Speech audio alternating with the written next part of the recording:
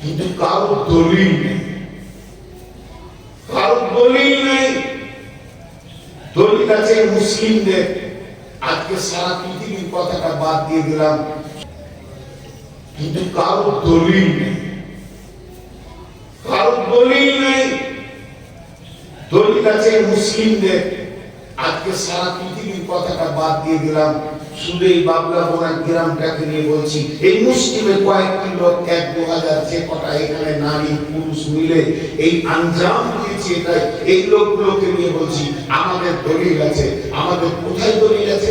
নামাজ পড়বো দলিল আছে, কেমন করে দাঁড়াবো দলিল আছে, হাতটা কোথায় থাকবে দলিল আছে, রফায়ে কাদের দলিল আছে, হজের দলিল আছে। এগুলো তো বৃহৎ হলো। ক্ষুদ্রতে চলে আসেন, পেচ্ছাপ কেমন করবে তার ভিতরে দলিল আছে, পায়খানাতে কোন পাটা আগে যাবে তার দলিল আছে, কিভাবে তাহারত হবে তার দলিল আছে। বিশ্ব নবী এবং আল্লাহ তাআলা একটা মানুষের জন্ম থেকে কবর পর্যন্ত এমন একটা অংশ, এমন একটা জায়গা নাই যে জায়গাতে দলিল নেই। এরা হলো ব্র্যান্ডেড কোম্পানি। এই জাতিটা এত মূল্যবান, অথচ ওই জাতিটাকেই পাওয়া যাচ্ছে মাতাল সালে, জুয়োতে, তাসেতে, সুদেতে, বেনামাজি, বেপরদা।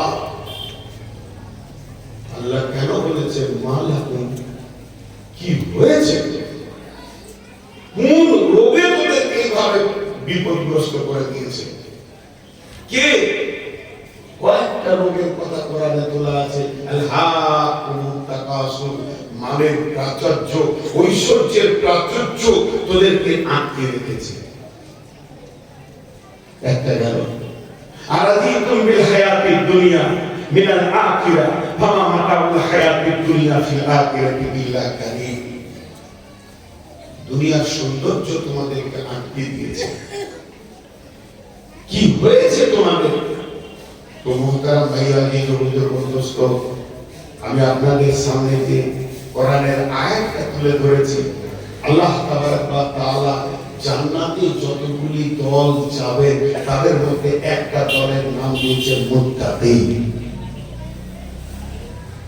মুত্তাকিন, মুত্তাকিন, মুত্তাকিন।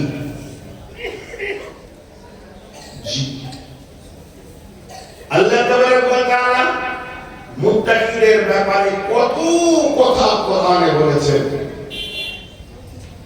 যদি আমরা সমস্ত গুনাহ থেকে নিজেকে গুছিয়ে এনে একটা প্ল্যাটফর্মে দাঁড়াই, নিজেকে যদি